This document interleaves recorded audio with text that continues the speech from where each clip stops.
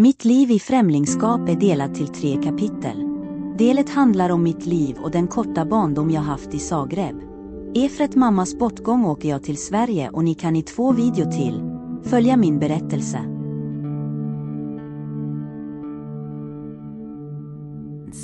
I denna bok beskriver jag mitt liv från barndom till ålderdom. Jag är född i Kroatien under knappa omständigheter med en far som misshandlar mamma och senare hamnar i psykvården. Därefter togs jag om hand av mor och farföräldrar.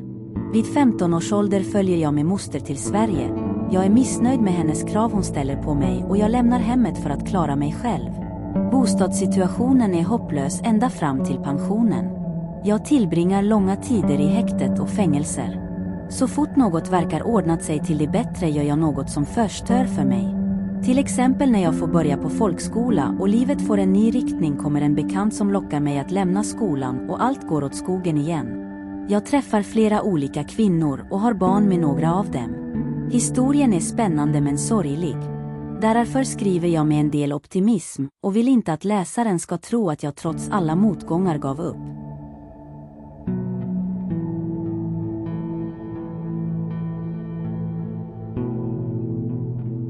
Du som idag lyssnar på denna bok kommer kanske tro att jag skiljer på saker och vill komma undan en del. Det är snarare så att jag med allt jag skrivit vill få människorna i vårt land att tänka först, innan man tar itu med en del obegripliga saker som dyker upp genom livet. I mitt fall handlade det om min son Anders för även han blev ett offer. Han har i allt det sannolika gått och undrat år efter år, varför har jag inte min pappa längre? När jag tänker på den korta tiden och livet vi levde tillsammans, verkar det vara likt det liv jag själv upplevde som ung. Skillnaden är att han idag lever och finns i sin mammans trygga famn. Som pappa och en främling fortsätter jag att vara ensam med en oerhörd längtan efter det barn jag skaffat mig. Livet jag levt med allt jag bjudits på har ändå ett visst värde. Med mina erfarenheter och allt vad det kostade mig kan jag endast hoppas att det kommer att bidra till förändring i det samhälle vi alla lever i. När mitt liv raserades hade jag endast hoppet kvar. Till sist lyckades jag utbilda mig till att kunna förstå mig på människorna omkring mig. Den universitetsexamen som jag på Linnea universitet skaffat mig senare gav mig inte något bättre liv. Men jag är ändå glad att jag kunnat skriva om en del jag upplevt.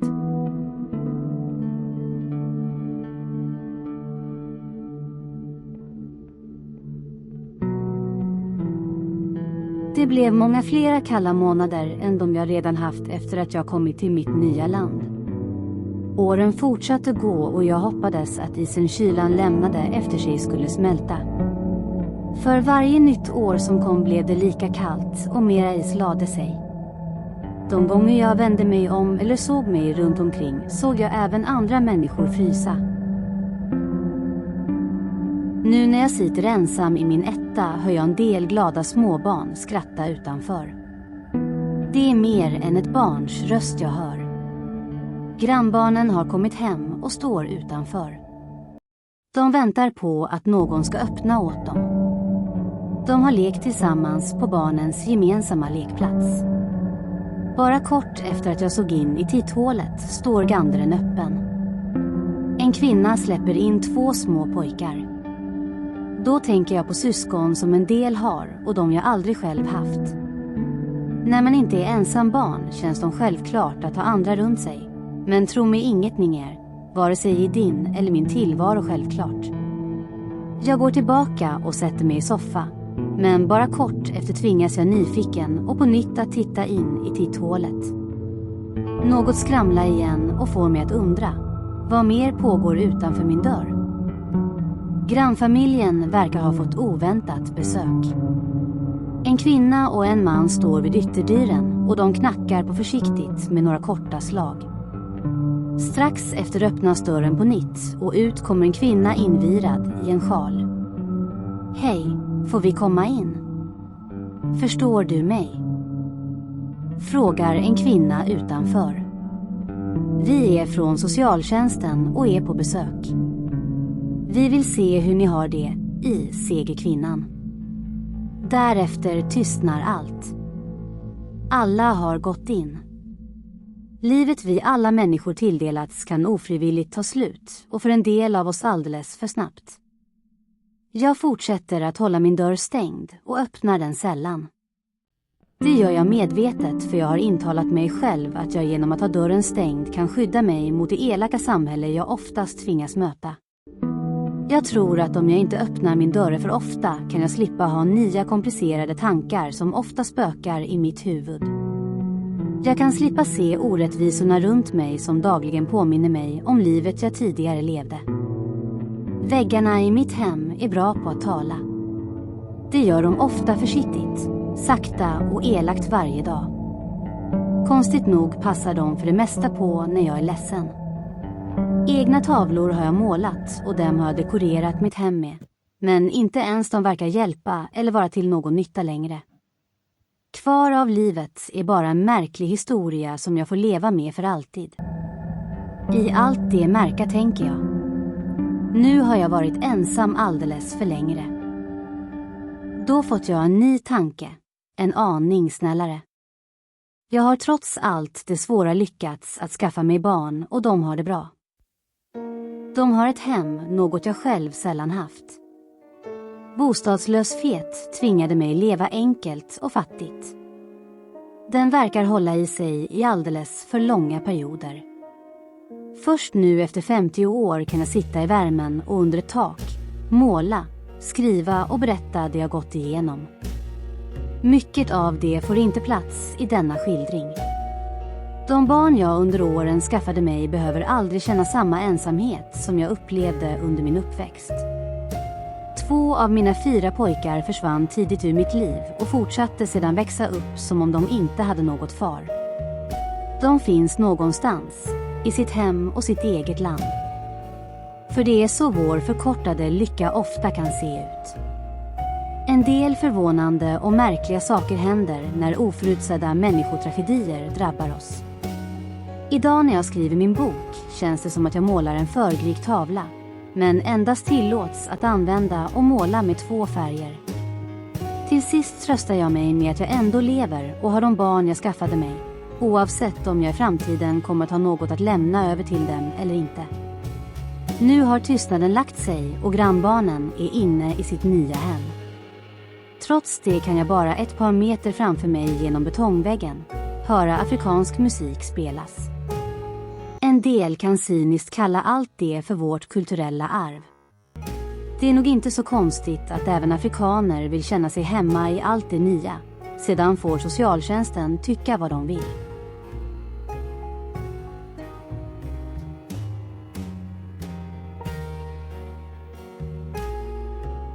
Allt började 1956. För många av oss ett välkänt år då en begåvad idrottsman kom till världen. I mitt fall handlade allt om något helt annat. Det liv jag fått innehöll en overklig historia som ingen skulle våga tro är sann. Som författare av denna bok är inte det svåraste att minnas uppväxten. Det svåraste är att inte väcka allt för mycket känslor hos folk så att det stör deras sömn. När allt är skrivet oroar jag mig för att en människa någonstans långt bort ska bli ledsen efter att den läst denna bok och hört sanningen. Det är alltid svårt att illustrera och delge känslor till någon som inte har varit med om samma saker i livet. Tiden fram till ett 972 i hemlandet Kroatien var en period då jag endast ville leva för stunden.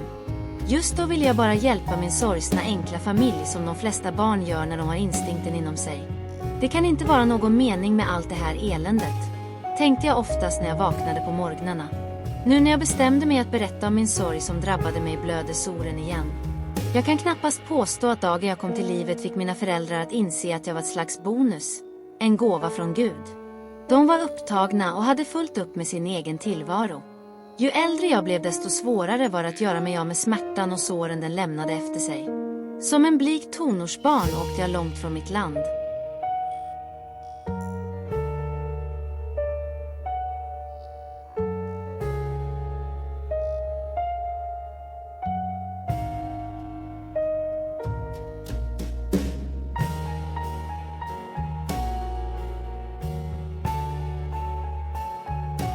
Jag föddes som enda barnet i en fattig arbetarfamilj. Mamma var sömmerska och pappa jobbade på ett gammalt järngjuteri. Vår enkla familj stormades dagligen av mängder med obehagliga händelser. Mamma kämpade mest och starkt, inte minst för att besegra sin svåra MS. Hon var tvungen ensam att ta hand om mig. men även farmor och pappa. I skuggan av allt det obegripliga som dagligen hände höll hon modet uppe. För hon ville göra mig glad med sin närvaro. Vår familj levde trångt och fattigt i farmors gamla hus som låg i en brant backe nedanför huvudgatan i miljonstaden Zagreb. Hemsysslorna tillföll min mamma. Jag älskade min födelsestad och gick ofta ut på kvällarna. Vandrande längs mörka gator flydde jag bort från hemmet. Det var ett sätt att söka lugn och ro. När jag ibland riktade min blick mot småhusen omkring upptäckte jag att en del av dem nyligen renoverats. Farmor hade haft svårt att göra det, då hennes redan magra ekonomi blev mer och mer ansträngd. Fasaden på huset höll på att lossa och inget såg vackert ut. Det var den ständiga fukten som kalla vintrar lämnade efter sig som fick huset att förfalla allt mera. När mamma, pappa och jag hade vårt gemensamma hem i farmors hus och jag växte upp, dök en mängd olika problem upp. Då flydde jag hemmet från all dess mörka verklighet till någon av mina barndomskamrater. Om någon av dem kom och besökte mig stannade vi inte inomhus längre, utan gav oss vidare mot staden. Jag sökte efter lugn och ro, eller någon som just då kunde förstå mig. Ibland var vi 3, men för det mesta 2 små spinkiga pojkar som gick tillsammans. När vi gick berättade vi saker kring egna familjetragedier vi just varit med om. Alla sökte vi tröst och kärlek hos varandra. För det mesta besökte vi en stor köksrestaurang och då tog vi oss hastigt in. Det var dit fattiga och hungriga i vår stad gick för att få sig en billig måltid. Idag i den värld vi lever i skulle allt sådant kallas för ett soppkök. För det mesta turades vi om att betala, helt beroende på vem som tillhandhöll pengarna. Det var alltid jag som stod allra först framme vid disken. Letandes i byxfickorna hittade jag små mynt till en enkel maträtt. Mamma lämnade ofta hemmet tidigt på morgonen. Efter att jag fick en omsorgsfull kram och en kyss på kinden försvann hon hastigt. Hon var på väg till sitt arbete. Pappa gick något före henne. Oftast kom mamma ett par timmar tidigare än pappa hem. När hon kom hem fortsatte hon att ta hand om hemmet och även farmor.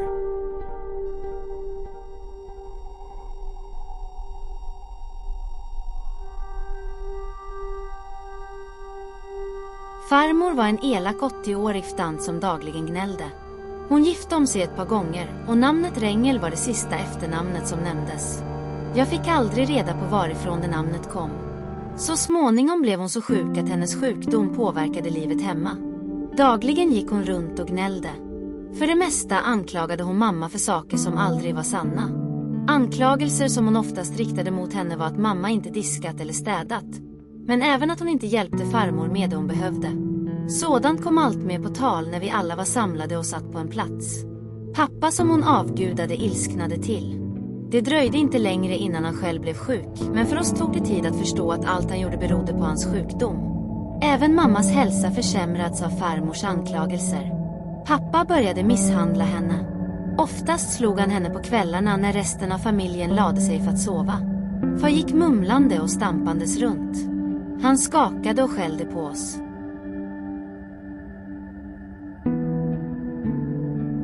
En dag när pappa kom hem lagade mamma mat åt hela vår familj. Denna dag anklagades hon för att maten hade blivit för salt. Rädslan strömmade igenom hela mig när jag såg pappas ilskna ögon stirra mot henne. Han höll en liten plastkasse i handen överfylld med salt och innehållet i den tömde han ilsket i mattallriken mamma hade framför sig.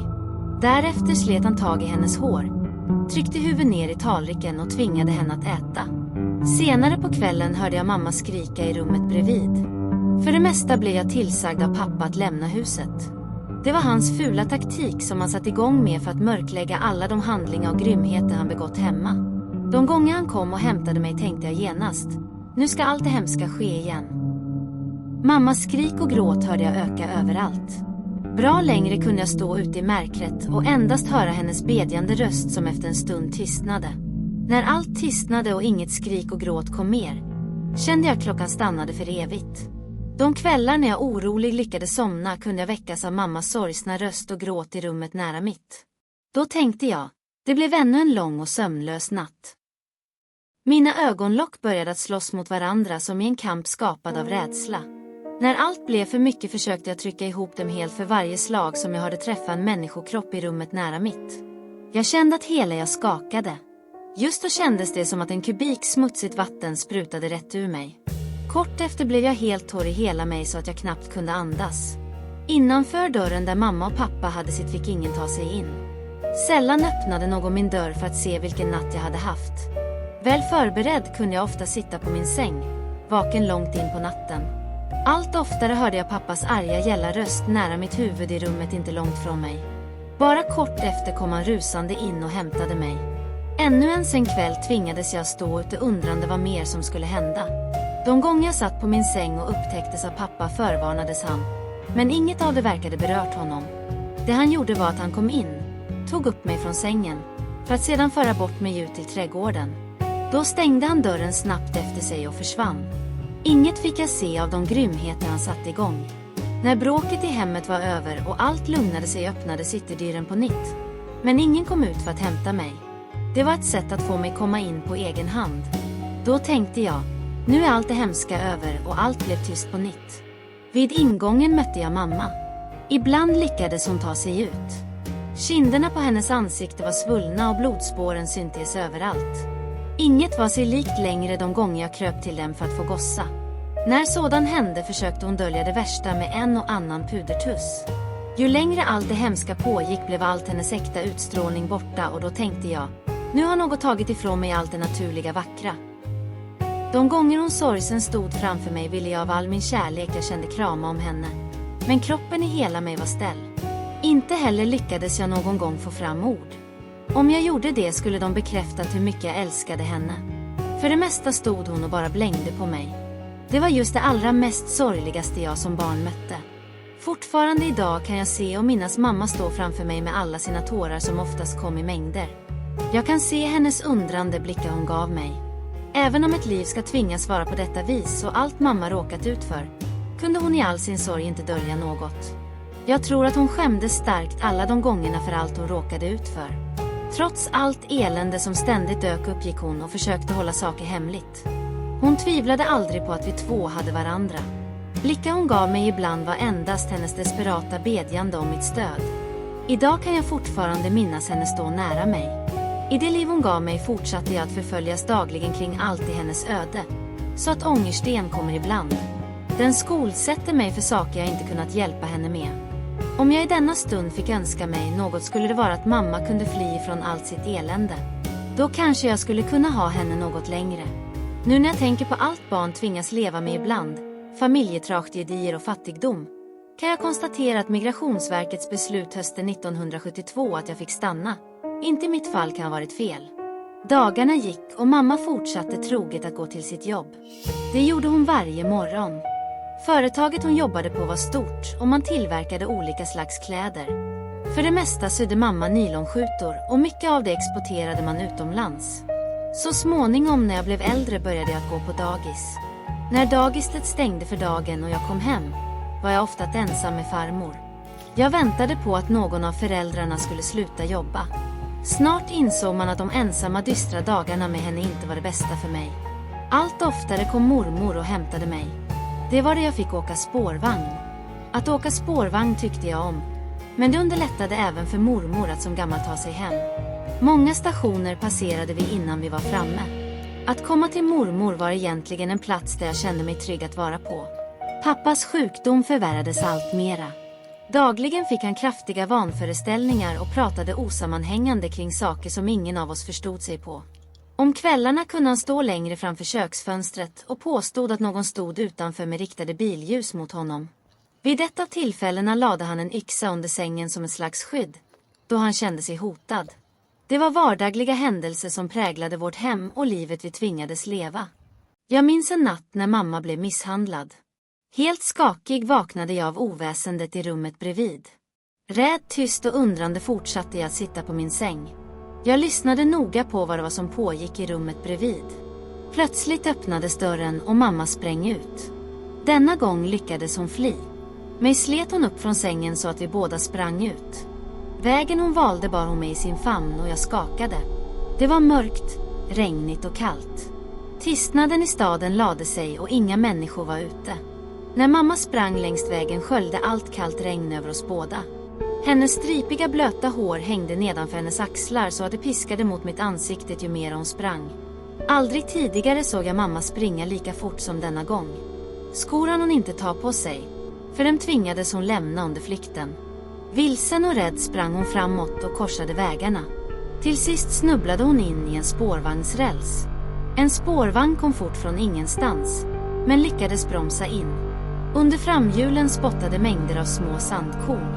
Denna gång kom mamma och jag undan med våra liv i behåll. Det var en av alla otäcka dagar då mamma fick fly hemmet för att söka skydd hos mormor. När vi väl kom fram hann pappa ifatt oss.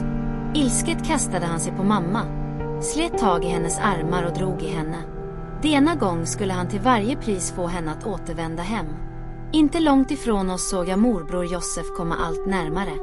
När han kom oss nära slet han upp en knop i veckan som han viftade med. Nu var även han i mormors hem efter att han skilt sig och tvingades att bo någonstans. Hårda ordförväxlingar uppstod vid vägen, men lyckligtvis skadades ingen. När bråket mellan pappa och morbror var igång satt jag intryckt i mammas armar. Jag kände hur hela hon skakade. I det ögonblicket försökte hon skydda oss båda. Plötsligen var det otäcka scenariot över och alla försvann. Pappa lyckades röva bort mamma och få henne att återvända hem. Mig lämnade man i all min längtan efter henne. Dagarna framöver i mormors hem blev långa och alldeles för många. Första natten hos mormor var värst före att jag med min närvaro inte kunde ge mamma mitt stöd. Senare på kvällen då vi alla gick för att sova tänkte jag: hur har allt gått för mamma? Rädslan i hela mig fortsatte staplas på hög och nya tankar kom. Ska han fortsätta göra henne illa? Eller är han på väg till mormor ännu en gång? Huset mormor ägde var primitivt byggt, i någon sämre skick än den farmodern hade. I det huset tvingades många trängas under ett och samma tak. Strax innanför ytterdyren, något intryckt i ett hörn, fanns en militärsänk, en gammal vedkamin som spred både värme och ljus. Ibland fanns vi att elda med, men oftast eldade vi inte. Mormor hade inte råd. Väggarna var så täckta av fukt att det luktade surt mögel överallt. Om jag oaktsamt lutade mig bak blöttes jag lätt på ryggen. Hemsysslorna var större delen av våra dagar och alla tvingades hjälpas åt. Även Vosa, mammas lilla syster, bodde i vårt gemensamma hem. Hennes yttersta uppgift var att hämta mig på dagis den tiden mamma jobbade. Dörren bredvid oss var ännu ett hem där en äldre tant hyrde av mormor. Hon stannade efter att världskriget var slut och tyskarna drog sig undan. Ibland vinkade Maria in mig och bad mig täcka över vår gamla drickvattenpump i trädgården för att vattnet inte skulle frysa över natten. Även en del annat hjälpte jag henne med. Saker hon oftast inte klarat av att göra själv. Det hände att jag smög mig in till Maria då jag märkte att hon var snäll och tyckte om barn. Mormor och hon kom aldrig bra överens. Det mormor retade sig på var Marias låga månadshyra och hon påtalade ofta att tanten bredvid borde betala mera. Jag tyckte om vår granne, Maria, vår gamla tant, för hon gav mig en och annat present ibland. I största hemlighet kunde hon vinka in mig och då fick jag godis. Det är något som barn oftast gillar. En dag stod jag uttråkad utanför dagiset och väntade på att någon skulle komma för att hämta mig. Barnen runt mig hade redan gått. De åkte med sina anhöriga hem. Jag stod längre, orolig och förvirrad, men Vasa kom inte för att hämta mig. När ingen kom bestämde jag mig för att ta mig hem på egen hand. Just då visste jag inte vad det var för vandring jag gav mig in på. Inte ens i tankarna kunde jag föreställa mig hur långt det var till mormors hem. Spårvagnen fick jag inte åka med.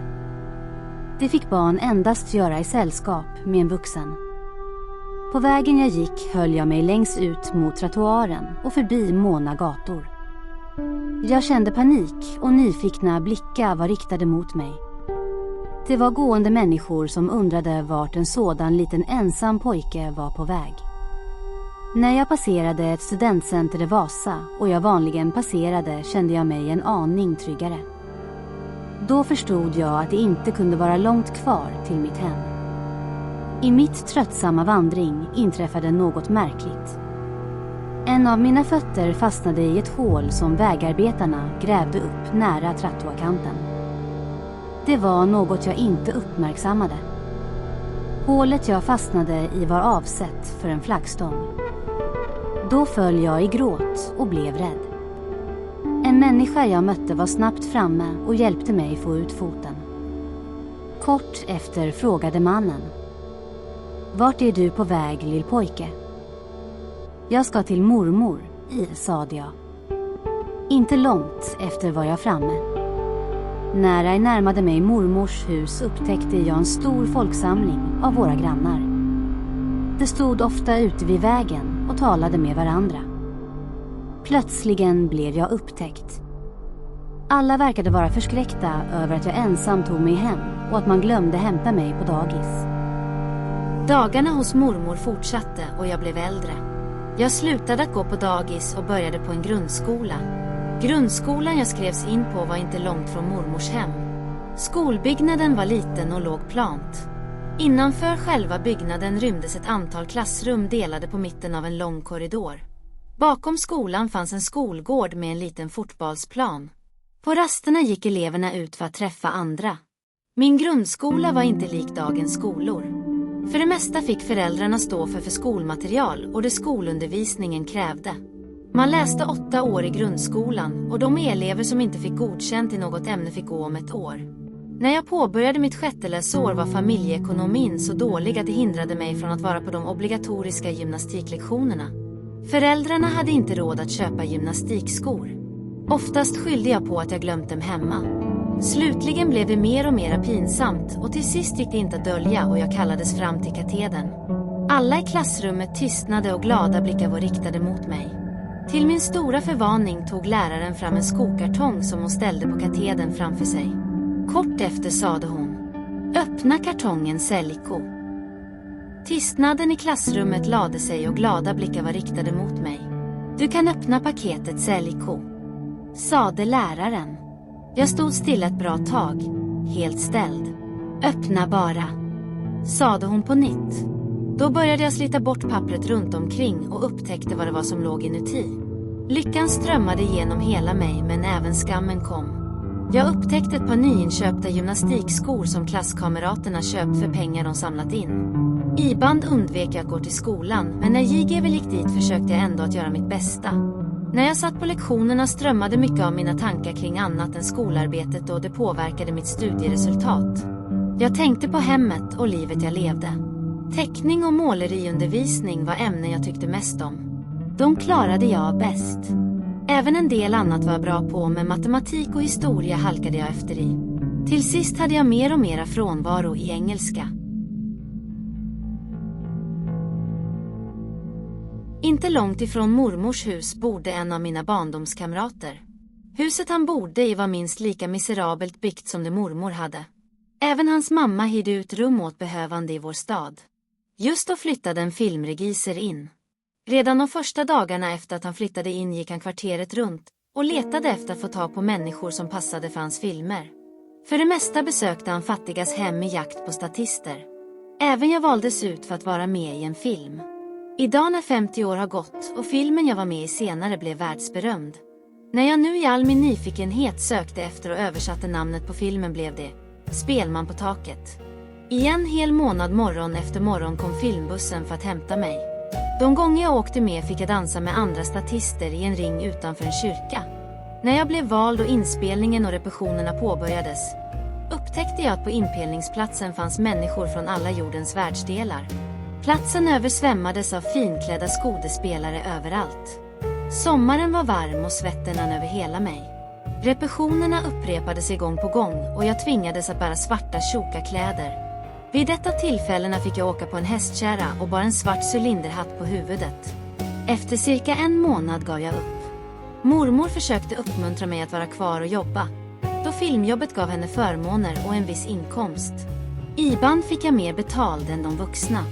Jag minns dagen jag kom hem med pengar jag fått och gav dem till henne. Denna dag kunde hon köpa sig en liten svartvit TV.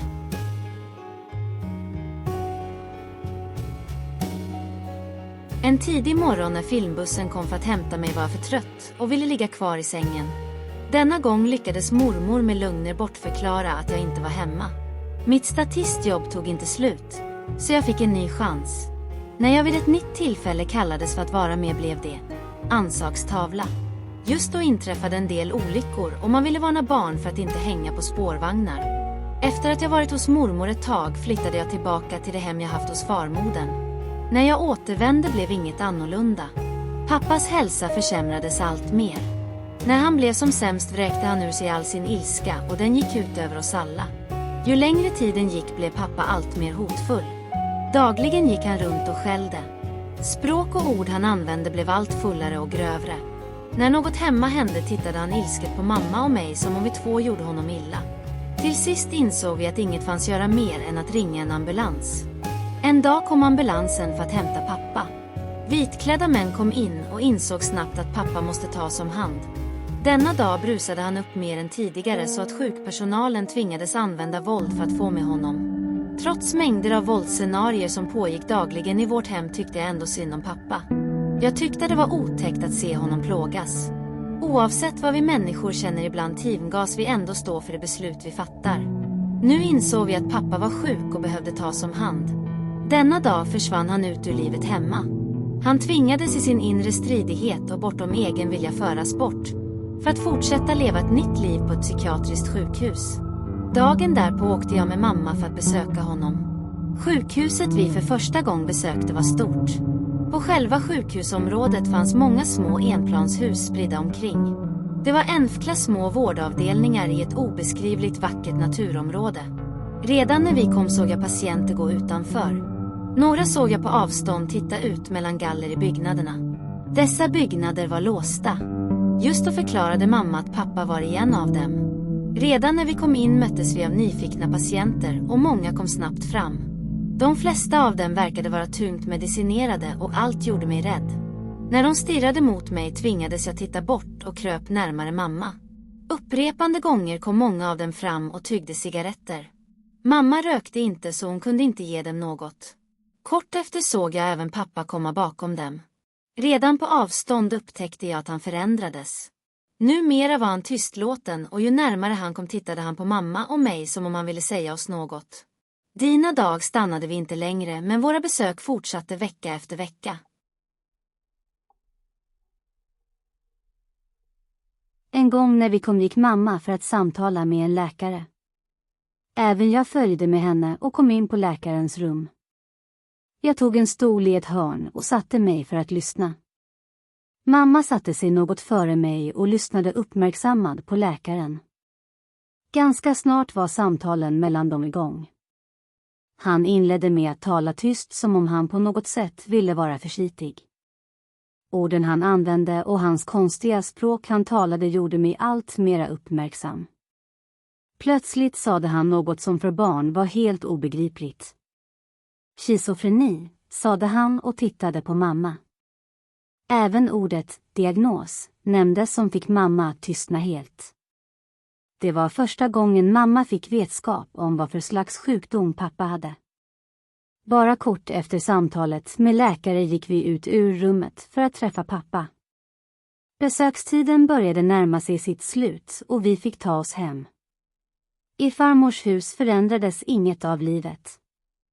Tystnaden lade sig allt mera och resorna till pappa blev många. Farmor fortsatte att vara lika elak. Just då hade vi en hund, med en liten hundkoja utanför.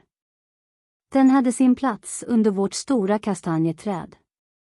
Inne i kojan låg Bobby troget och efter ett par korta anrop kom han fram. Våra grannar gav mamma mat, som jag överlämnade Bobby ibland. Jag gick till koja ibland för att endast väcka mina känslor på nytt.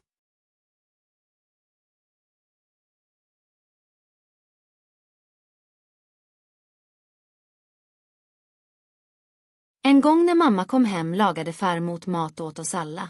Denna gång blev mamma sårad då hon såg att vår mat innehöll Bobbys matrester. Nu kunde farmor inte längre skicka pappa att misshandla henne. Istället hittade hon på annat för att göra henne illa. Ju längre tiden gick blev farmors hälsa allt sämre. Hon var gammal och hade dåligt hjärta. Hennes alltmer förvärrade hälsa tvingade henne att lämna vårt hem.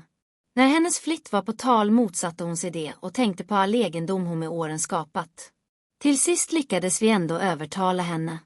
Inte långt efter att pappa försvann flyttade även farmor ut. Hon åkte till ett ålderdomshem då varken mamma eller jag ville. Eller orkade med att ta hand om henne längre. Efter att farmodern flyttade ut blev mamma och jag ensamma hemma. Hon var sjukskriven. Mer och mer märkliga saker hände i vårt hem.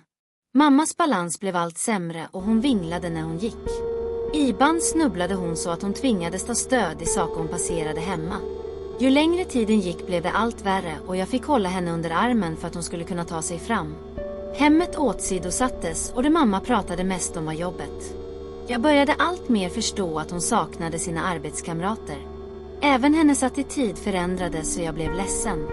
Till sist undrade jag vad kan ha hänt mamma.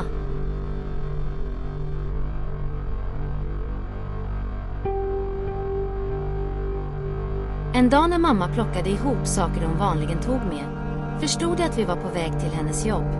Hon var på väg att besöka sina arbetskamrater.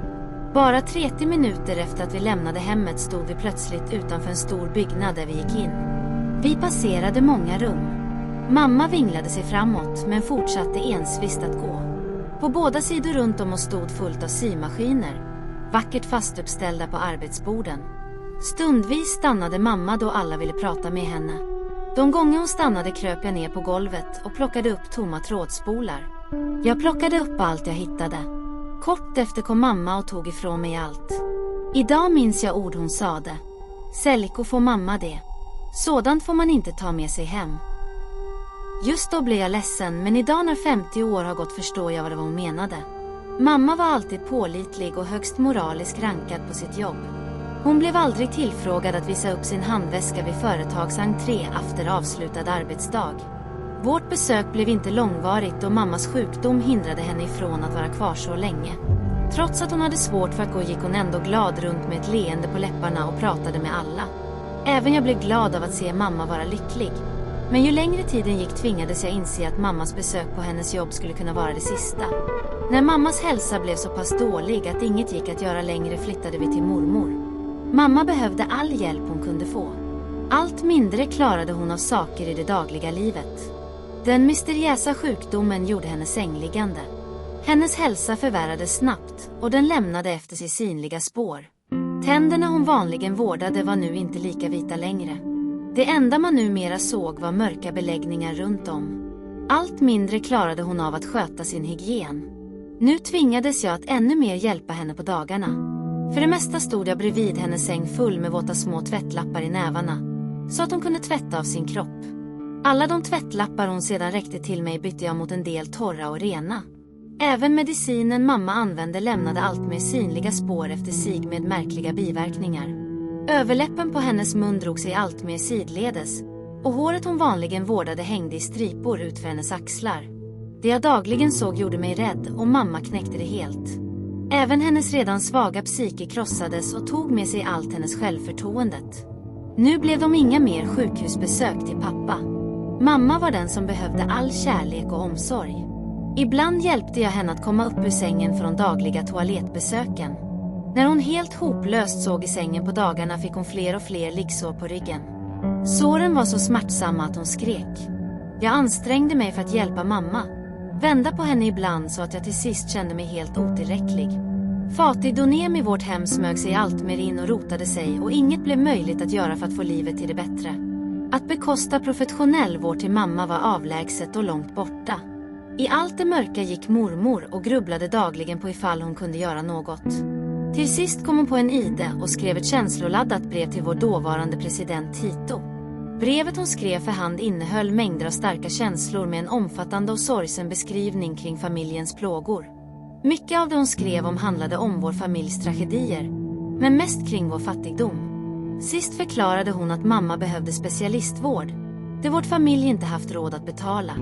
Att mormor kom på något sådant var för att någon granne berättade att det fanns ett sjukhus där man behandlade svårt MS-sjuka patienter. Det hon dessutom hört folk berätta var att patienterna just där lyckades man få friska. Sjukhuset som dagligen kom på tal skulle finnas på landsbygden ett par timmar restid med ett tåg, söder om vår stad. Det dröjde inte längre förrän svaret från regeringskansliet kom.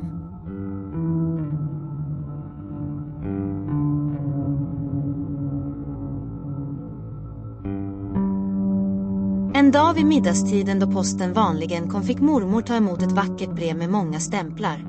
Denna dag läste hon spänd, oavbrutet, högt och jag tittade nyfiket på henne. Ju mer hon läste såg jag henne le och det avslöjade brevets innehåll. Då läste hon: kostnaderna för 1 månad fortsatt specialistvård till Anna Rengel kommer att bekostas av staten. I det ögonblicket slog mig en tanke. Ska ett fattigt människoöde behöva avgöras på ett sådant sätt? Sedan tänkte jag på nytt. Många nya saker kan man lära sig av livet. Det dröjde inte längre förrän mamma åkte iväg. Ovisst och långt åkte hon till Bosnien och staden Lipik. Några besök till henne blev det inte. Det enda vi hört någon berätta var att sjukhuset dit mamma åkte omgavs av ett vackert landskap. Ibland gick mormor till någon av våra grannar för att få låna telefon och hon ringde mamma. Mormor var orolig, men mest nyfiken på vad för slags behandling mamma gick igenom. Allt mer berättade våra grannar att sjukhuset dit mamma åkt hade god mat och att där fanns många olika aktiviteter. Någon berättade att patienterna behandlades med någon slags lera. Mycket gott har man hört talas om både sjukhuset och kring själva behandlingen. När en månad gått och mamma skulle skrivas ut, åkte mormor och jag för att hämta henne. Denna dag åkte vi tåg. En resa jag verkligen uppskattade. Större delen av resan stod jag i tågkorridoren. Lutande mig lätt ut igenom fönstret och såg på allt vackert landskap tåget passerade. Byggnaderna vi åkte förbi försvann snabbt ur mitt synfält, men kort efter bromsade tåget in. Plötsligt stod tåget still. Bortom en liten tågstation. Helt synligt på nära håll såg jag en gulstor byggnad. Kort efter stod mormor och jag vid sjukhuscentret. En del småhus låg spridda runt om. Själva entrén täcktes av doftande blommor. Även granträd doftade. Men denna doft kom längre bort ifrån. Innan vi gick in tittade jag mot ett av de små husen och upptäckte en kvinna komma gående mot oss. Hon tog sig över parken sakta. I det ögonblicket tänkte jag, är inte det min mamma? Min förväntan tvingade mig att se noggrannare ifall det verkligen var hon. Till sist skrek jag högt. Mormor, titta, mamma. Även mormor förvanades av att se en kvinna likt mamma komma emot oss.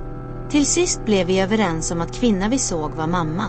Ingen av oss hade i vår vildaste fantasi kunnat föreställa sig och förstå att mamma gick själv. Allra svåraste var att övertyga själen om att en sängliggande människa plötsligt gick utan stöd. Denna dag när vi kom för att hämta mamma gick hon ut något tidigare.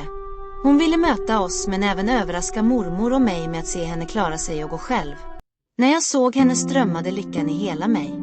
Även mormor infann sig i allt det overkliga och hon sprang rätt mot mamma. Just då hade jag svårt att följa mormors steg. Bara kort efter mötte vi mamma. Nära en väg inte långt ifrån en del bilister som nyfiket tittade på oss. Efter en kort uppehåll vid vägen, kramarna som aldrig räckte till, fortsatte vi att gå in i huvudbyggnaden. Innanför entrédörren mötte vi patienter röra sig i de olika korridorerna. En del tog sig sakta fram i sällskap med någon. Ju längre in vi kom mötte vi flera besökare sitta på plaststolar i sällskap med patienter. Många utomstående kom och var på besök denna helgdag. På bottenvåningen en bit längre in fanns en kafeteria som rymde fullt av folk. Alla verkade vara glada. Då föreslog mamma att vi skulle gå en våning upp. Även mormor var nyfiken på allt. Jag tror att hon var mest nyfiken på vad för slags behandling mamma gått igenom. Men även vad mer som väntade oss när vi kom hem. Det hon oroade sig mest var hur vi fortsättningsvis ska klara av att ta hand om mamma.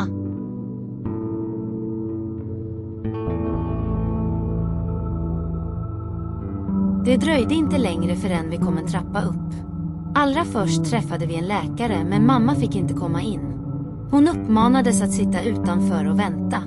Inne i läkarens rum möttes vi av tystnad. Det var något som genast och starkt påminde mig om besöket hos pappa. Även denna gång satt mormor och jag avskilda från varandra. Efter ett tag började läkaren tala.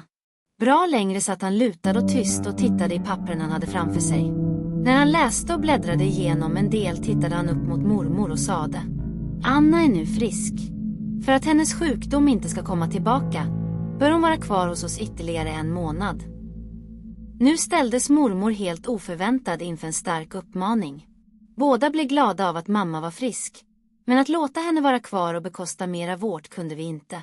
Just då kändes det att allt människoliv värderades i pengar och då tänkte jag, är det så alla rika människor har idag? Besöken på sjukhemmet närmade sig sitt slut. Men tiden som var kvar fortsatte att plåga oss med en del meningslösa funderingar. Till sist kom stressen, då vi snabbt tvingades att reda ut något som för ögonblicket var helt omöjligt. Denna dag tvingades vi ta med mamma hem. När vi lämnade vårdhemmet tänkte jag på mycket av det läkaren nämnde. Trots allt förnuft han visade gick jag ändå och tvivlade kring en del saker han hade sagt. Jag var orolig för det många kallar framtiden. Just då önskade jag mig att läkaren hade haft fel när han bedömde och påtalade att mamma behövde mer och fortsatt vård. Inte heller var jag kapabel att tänka som en vuxen. Det enda jag tänkte på var att ha mamma nära mig då hon och jag inte träffades på längre. Idag kan jag förstå mig bättre på själslivet. Jag lärde mig att vi alla inom oss rymmer en del försvarsmekanismer det vi kan ta till. När livet för oss alla blev alldeles för svår att hantera. Det var så jag själv lyckades komma undan egna obehag. I mitt fall fungerade allt det bra och det verkade som att jag redan när jag föddes blev begåvad med, eller snarare sagt blivit beväpnad mot en del tuffa samhällsbedrägerier i det framtida livet som väntade mig. I de läkaruppmaningarna lyckades jag övertyga själen om att mammas sjukdom var helt borta och utrotad för alltid.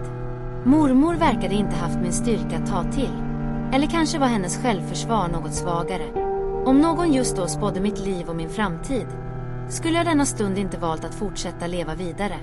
Fattigdom var inte jag bekymrade mig över. Det går alltid att rätta till, tänkte jag. Vad det gäller mormor och det livet hon levde verkade hon oftast rankat pengar högt, som att pengarna gör oss människor lyckliga. Nu åkte vi alla till vårt gemensamma hem. Mormor, som redan var 60 år, ägnade all tid till att hålla sig borta från hemmet. Ju längre tiden gick blev hon allt mer aktiv inom religionen Jehovas vittne. På kvällarna när hon kom hem hjälpte hon mig att ta hand om mamma. Ju längre tiden gick förföll mammas hälsa allt mer. Det jag dagligen såg gjorde mig inte glad. Svårast var att låtsas vara oberörd så att mamma inte skulle vara ledsen. När allt blev för mycket lämnade jag mitt hem. På kvällarna när mörkret föll och gatlykta tändes utanför kom jag hem och mormor kom bara kort efter mig.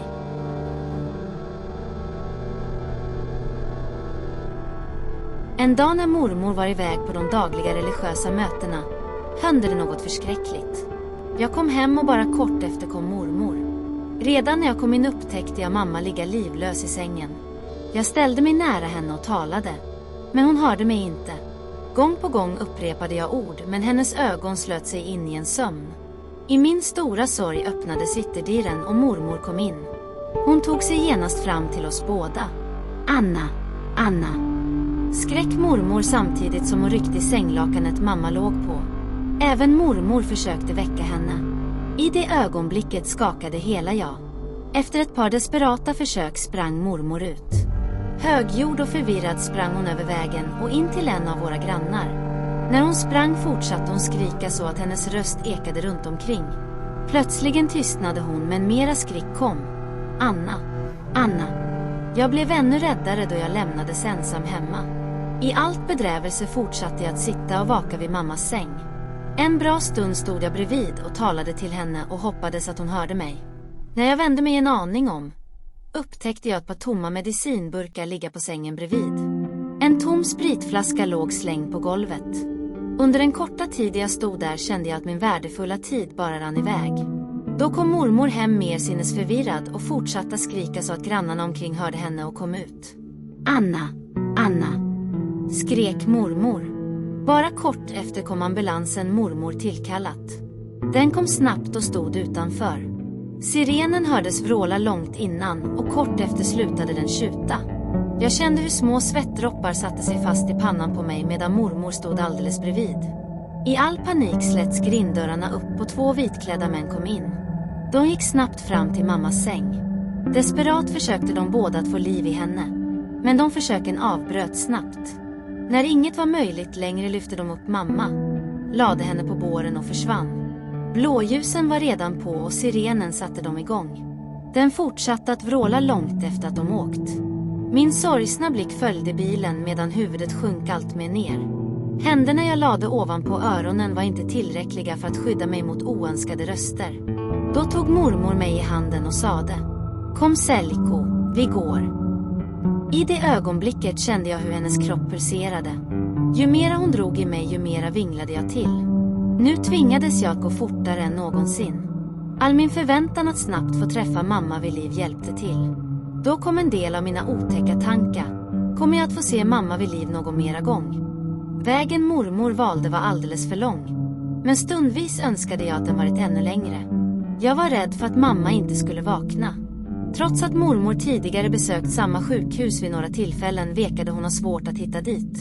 Rädda och förvirrade fortsatte vi att gå.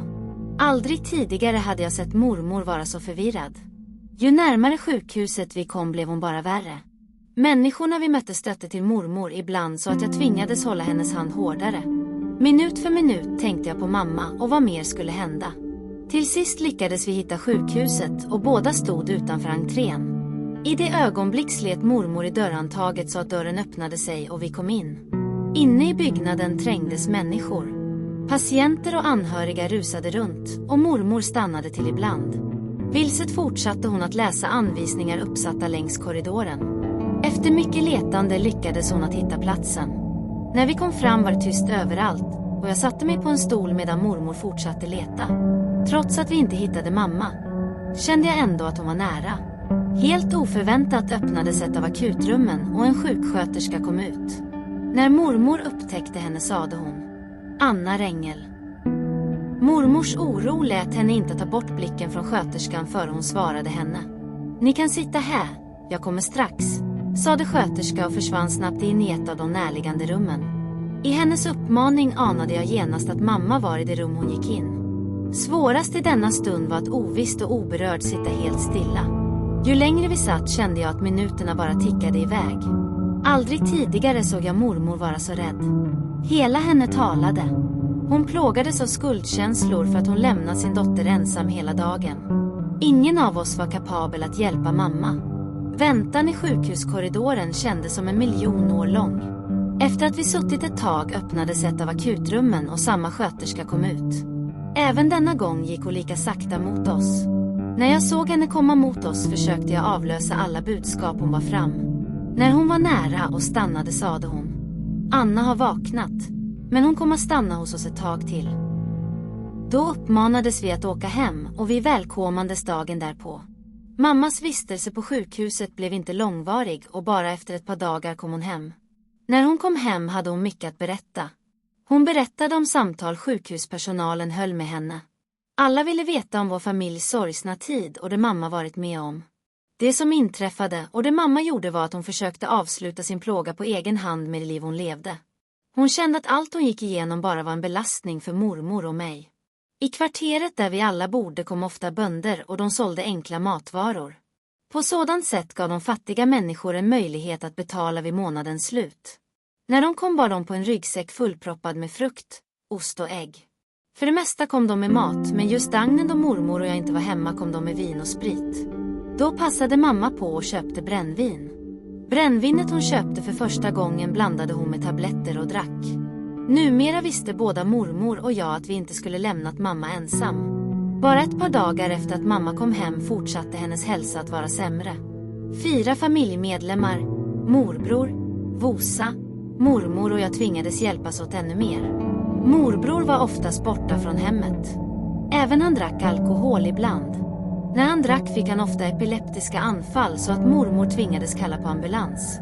Morbror var tidigare gift, men hans förhållande tog slut bara 5 år efter att han gift sig. Kvinna som han bodde ihop med upptäckte att han drack. Under den korta tid de levde tillsammans fick de en flicka. När de separerade fortsatte flickan att vara hos sin mamma. Efter att morbror skilde sig flyttade han till mormor för att ha ett hem. Han var arbetslös, men någon enstaka gång lyckades han att få tag på ett jobb som statist. Så småningom kom dotter Nadja i tonåren och hon stökade till ibland. Sociala myndigheterna ingrep och de fick ta hand om henne. Under tiden vi alla var hos mormor och Nadja och jag träffats endast någon enstaka gång. Det var då hon lyckades rymma från ungdomshemmet och sökte sig till mormor. Långt in på nätterna höll vi oss vakna. På kvällarna när vi lade oss i våra sängar viskade vi till varandra fulla av skratt. Det var något som mormor störde sig på. Trots att Nadja bara var 1 år äldre än jag, var hon ändå erfaren. Men, för att fortsätta berätta min story, ville jag illustrera just det liv som handlade om mig själv.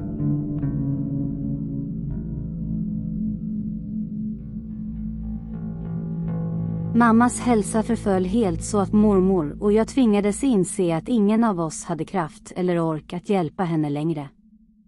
Trots att livet var allt mer ansträngt hemma, fortsatte vi ändå att kämpa och dela på de dagliga hemsysslorna.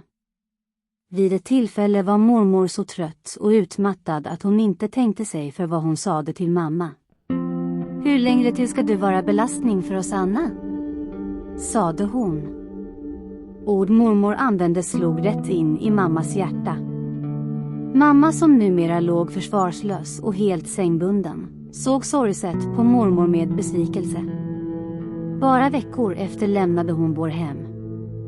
Hon åkte till det sjukhus där hon och jag besökte pappa. Nu ville hon inte vara till last för någon längre. Trots att pappa varit elak och dagligen misshandlat henne, valde hon ändå att vara nära honom. För mormor och mig blev det många resor till en och samma plats. Nu låg mamma på en vårdavdelning inte långt från pappa. Minst en gång i veckan gick mormor och jag för att besöka henne. Ibland turades vi om, men pappa besökte vi aldrig. För var gång jag besökte henne kände jag mera lidande. Det gjorde att mina besök uteblev ibland. Jag klarade helt enkelt inte av att se henne lida och förfalla. Moster Vasa var för det mesta hemma. På dagarna rådde hon sig med att läsa Arena, vår stads mest omtalade veckotidning. Allra först läste hon kontaktannonser längst bak. Det är de man vanligen bytte vecka efter vecka. Ingen av oss visste vad Vasa höll på med. Ibland kom det ett och annat brev med posten hem då någon svarade på det hon skrev. Det hände att även Vasa besökte mamma. Endast mamma kände till delar av Vasas hemliga liv och det Vasa berättade för henne. De gångerna hon kom hem efter att hon besökt mamma kom hon ofta med pengarna som mamma gav henne. Det var mammas magra besparingar hon lade undan för att glädja Vasa. Då köpte Vasa smink, något hon flitigt använde.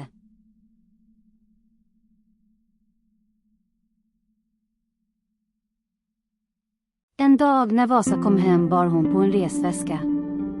Kort efter förklarade hon att hon var på väg att lämna oss. Jag vande mig helt vid att han henne hemma och att vi alla bodde tillsammans. Nu kändes det sorgset ifall hon skulle åka och lämna vårt hem. Samma dag vid middagstid när posten vanligen kom fick Vasa ta emot ett litet paketbrev. Bra längre gick hon tyst runt med paketet, men verkade ändå vara glad och annorlunda. Efter ett tag sprätte hon pappret runt paketet så att det öppnade sig. Nu kunde hon inte längre dölja känslorna och saker hon höll på med, då själen avslöjade henne. När all pappret var borta och brevet öppnade sig trillade det ut en liten glansig vigselring av vitt guld. Då tittade Vasa på nytt in i brevet, en aning noggrannare, och drog ut en kartong som hon vinkade omkring med. Därefter skrek hon så att alla grannar hörde henne. Flygbiljett, flygbiljett. Brevet hon väntade på hade man skickat till henne. I största hemlighet kom Vasa i kontakt med någon utomlands. De brevväxlade med varandra. Nu förberedde han en resa åt henne och tiden kom då även Vasa lämnade oss. Bara en vecka att hon fått brevet åkte hon iväg. När hon åkte blev morbror, mormor och jag ensamma hemma. Knappt ett år efter att hon åkt lämnade även morbror vårt hem. Vasa hjälpte honom att utvandra för att avlasta mormor. Livet i vårt hem fortsatte att bestå endast av 2 hårdkämpande människor i ett hem täckt av sorg. Huset mormor ägde var omgiven av en enkel trädgård. I själva trädgården fanns en sliten parkbänk där jag oftast satt om kvällarna. Där gick jag och satte mig och natten bara kom. Ovanför bänken hängde gamla vindruvsrankor som innehöll små blåa druvklasar. En tyst sommarkväll när mörkret lagt sig i vårt kvarter satte jag mig på bänken i trädgården och väntade på att mormor skulle komma hem. Det var hennes tur att besöka mamma. Det enda jag såg var en gatlykta lysa svagt ett par hus längre bort. Kort efter såg jag mormor närma sig huset. När hon kom nära och stod utanför grinden stannade hon till. Helt vilset sökte hon med handen efter handtaget som om hon haft svårt att ta sig in. Efter ett par försök lyckades hon att ta sig igenom grinden. Mig upptäckte hon och kom ut till trädgården. Då tänkte jag, hon är sig inte lik, det måste ha hänt något. Det föll mig även andra tankar de jag haft svårt att ta till mig. Jag såg mormor stå ledsen framför mig med tårarna som rann. Tyst och stilla stod hon med huvudet och blicken riktad ner mot marken. Efter en stund tittade hon upp och räckte ut en av händerna mot mig. Selko, ta det, sade hon. Det är till dig, det hittade jag vid mammas säng.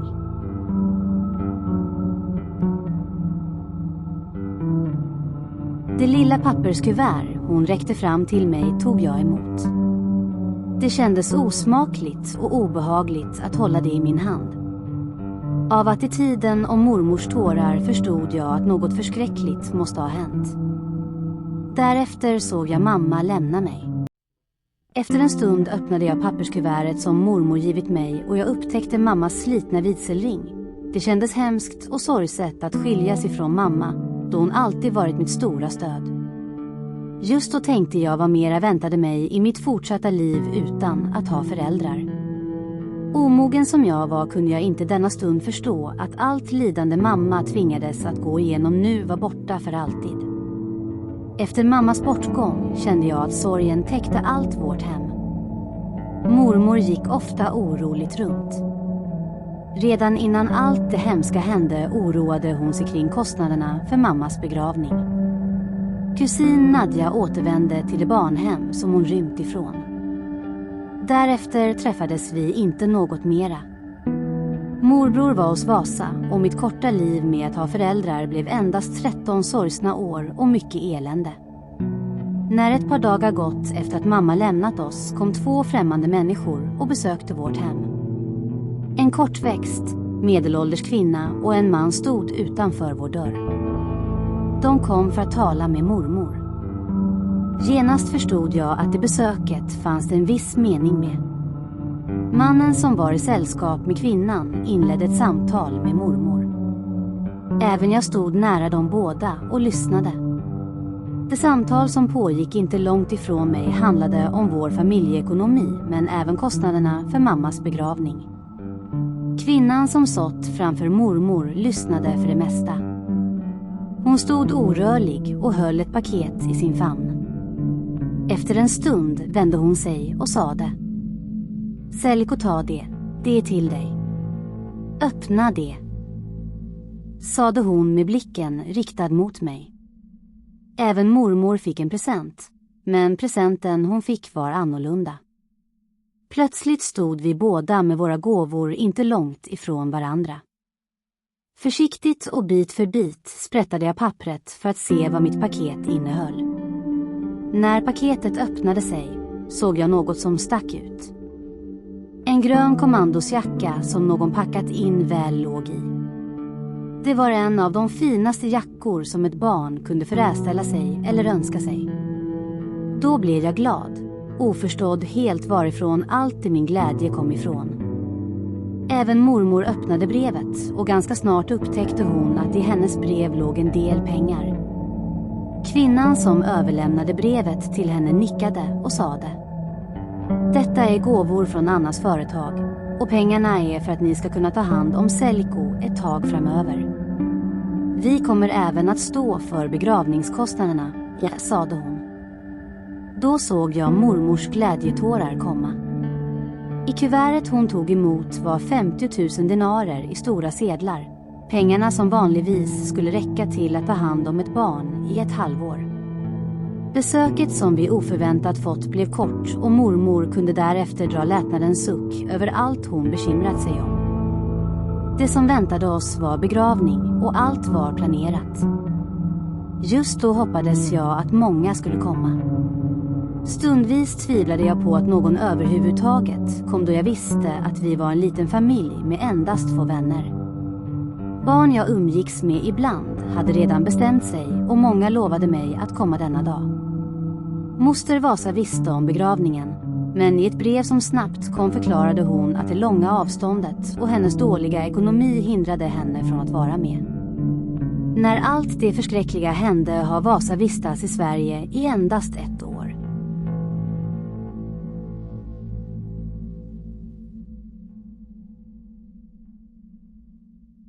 Dagen då begravningen kom möttes vi alla samlade utanför mormors hus. Där och då skulle allt organiseras. Några av besökarna gav sig iväg tidigt i små grupper. Jag ville gå själv och ta spårvagnen. Innan flesta av oss skildes åt bestämde vi oss för att träffas utanför kyrkogårdskapellet. När en del av besökarna stod kvar utanför mormors hus gick jag till den vanliga hållplatsen närmast vår hem. Jag upptäckte en spårvagn komma. När den stannade strömmade många av mina tankar kring om jag inte skulle ta nästa. Jag tänkte på ännu en sådan, 12:an, för även den tog folk till vår vackra kyrkogård. Mormor stannade och fick sällskap av en granne och de två valde en egen väg att gå. Det tog inte lång tid förrän alla kom och stod samlade utanför kyrkapellet. De flesta av besökarna stod där redan när jag kom. Då ringde kyrkklockan och alla gick in. Inne i kapellet var allt vackert dekorerat med en mängd vackra blommor runt en kista. Den har man till alla människors uppmärksamhet placerat mitt i kapellet och gjort fint. Blomsterbuketter och kransar låg spridda överallt. På ett band ovanpå en krans skrev någon med en guldpenna textilstroj, för mig ett välbekant namn. Det var namnet på ett företag där pappa hade jobbat. Sorgen förvirrade mig så pass mycket att jag bara stod och tittade på allt tyst och kall. En aning förbannad med en blick riktad mot kistan. Jag tittade oavbrutet och rätt in i den. När jag orörlig stod där kände jag mig konstig, som att hela jag var tom inombords. Det kändes som att jag inom mig hörde mamma tala till mig. Sade hon något? Ser hon mig? Eller är jag så pass förvirrad? Sorgen blev för stor och jag vände mig om för att gå. Min blick sökte över raderna efter min far, men jag såg honom inte. Det var många där jag inte kände. När jag på svaga ben gick mot utgången hindrades jag av en av begravningsgästerna som ville prata, men jag fortsatte gå mot utgången. Jag letade efter pappa, men han var ingenstans. Idag kan jag tänka att mitt sökande efter honom var endast en vanlig reaktion för att se om jag haft någon förälder kvar. Här tog mammas sista lilla början och ett farväl av oss. Hon fick se en liten vacker begravningsceremoni. En del människor stannade utanför och de samtalade med varandra. Även jag stannade till för att inte lämna mamma. Men en barndomsvän hade lämnat platsen redan och ville att jag skulle komma med. Strotsande nedanför en brant backe fortsatte jag att gå mot stadens centrum. Med nedsjunket huvud och blicken riktad mot marken hade jag svårt att se något framför mig. Jag hörde om någon talade till mig. Allt mera kände jag att mina smala ben hade svårt att bära på all min sorg. Kort efter upptäckte jag affärer, café nära mig, och jag bestämde mig för att gå in på ett café. Jag ville ha mig något att dricka. Strax innan jag hann sätta mig på en av barstolarna kom kyparen och kort därefter stod ett överfyllt glas med brännvin framför mig. Det glansiga glaset jag oavbrutet tittade på med allt det innehöll, tvivlade jag på var tillräckligt nog för att få bort tankarna kring allt livet bjöd mig på. Kort efter lyfte jag upp glaset och drack upp allt som fanns i det. Hela min kropp på insidan brann. Då rev och sved det inom mig och ganska snart lugnade sig allt, som om hela jag hade brunnit upp. Trots mammas bortgång och den stora förlusten av henne blev jag tvungen att fortsätta leva. Oaktat min stora sorg tvingats jag se positivt på framtiden. Numera kände jag att jag endast hade mormor att förlita mig på. Några sjukhusbesök till pappa blev det inte. På morgnarna när jag kom till skolan hade jag svårt att koncentrera mig kring undervisningen och allt annat i livet. Allt mer sökte jag mig till de få barndomskamrater jag hade. När kvällen kom gick jag ofta och besökte en vän. Förlusten av mamma men även ensamheten drev mig fly från hemmet. Inte långt ifrån mormors hus fanns en stor järnvägsstation där ett pendeltåg ofta stod på perrongen. Det stod troget och väntade på att ta med stadsborna till en liten förort ett par mil söderut. När tåget rullade in såg man barer placerade tätt intill varandra på en rad. Levande folkmusik hördes. Även jag åkte dit kväll efter kväll för att glömma delar av livet och tänka på annat än mamma. De flesta av besökarna var unga, men det fanns även äldre män och kvinnor som sökte tröst i musiken och alkoholen. När jag och min vän kom in vekade gästerna redan vara berusade och kastade blickar mot oss. De förvarnade sig över att se 2 extrem unga människor besökte platsen. Vännen jag haft med köpte öl och vin som ett billigt sätt att berusa sig på. Sprit eller dyra drinkar var förbehållna de rika. Trots att hans familj var fattig fick han en och annan peng av mamma då hon lyckade hyra ut rum till behövande. Jag åkte för det mesta med Avo. När hans mamma hyrde ut rum flyttade en filmregisser in. Vissa gånger fick Avo jobba inom filmbranschen. Han fick att vara statist i en del filmer så att jobbet gav honom viss inkomst. BRC, en annan vän till mig, träffade jag lika mycket. Han visste inget om sin far och har i likhet med mig förlorat sin mamma tidigt. När hans mamma dog ärvde han huset och fortsatte att ensam ta sig igenom livet. För att få ihop pengar tvingades han att hyra ut ett av sina rum till de behövande i vår stad. Så småningom sålde han huset till en vän, men livet därefter var tragiskt och förkrossande. Pengarna han fick för huset tog allt snabbt slut och det som gavs honom därefter var att bo i eget vedförråd vid sidan av det huset han sålt. Många nätter tillbringade vi på de barerna och när jag väl kom hem hade himmelen ljusnat. Mormor hade redan hunnit att ge sig iväg. Ibland stannade hon hemma och då läste hon ur religiösa tidningar och jag fick alltid sitta med. Hon ville prata om innehållet och övertyga även mig om allt hon läste.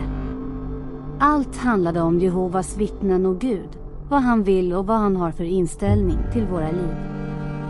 Hon uppmanade mig att vara trogen honom och leva efter hans lagar. Mormors religiösa engagemang gjorde att hon allt som oftast var borta från hemmet. Mig lämnade hon åt mitt öde och lusten att fortsätta grundskolestudierna försvann helt. Lagat mat saknade jag numera, men ibland kom mormor och räckte mig en och annan sedel och sade: "Selko, ta det, köp dig något att äta." Det hon gav mig tog jag med tacksamhet emot, trots att jag visste att inget av det jag fick var tillräckligt om en människa skulle äta sig mätt denna dag. Mina dagar med mormor blev ensidiga. Det var en tid full av ensamhet. Oftast gick jag omkring och funderade på vad jag skulle äta denna dag.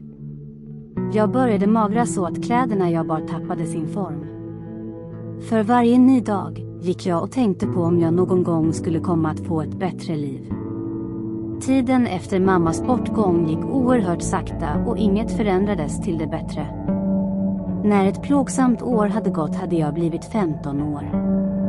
Nu fick jag reda på att Vasa var på väg hem på sin första semester. Då tänkte jag att det kunde finnas en möjlighet att slita mig loss från mormor och livet jag levde med henne.